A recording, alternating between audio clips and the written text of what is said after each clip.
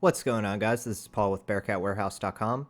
Today I have a quick video on the SDS100 showing you how to avoid channels. Hang tight and we'll cover that process. So if you have a channel up here that you don't want, you can just hit the avoid key at the bottom.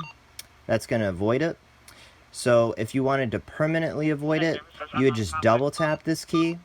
And you'll see there it says permanent avoid. It's kind of fast, but that'll get rid of it permanently. If it's a temporary avoid, it's only going to get rid of it until you turn the radio off and on. If it's permanent, it will be permanently avoided.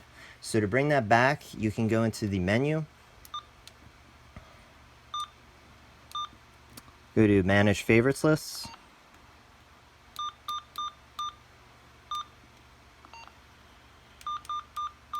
You're going to have to go into that list where you avoided that channel.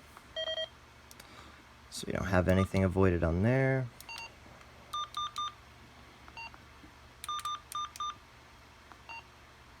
Alright, so now you can see where I have my avoids. So to stop all avoiding, you can hit the E button. And then you can see I have another avoid on here, so we'll go ahead and remove that. Alright. Now all the things that we've avoided are now back into the pool.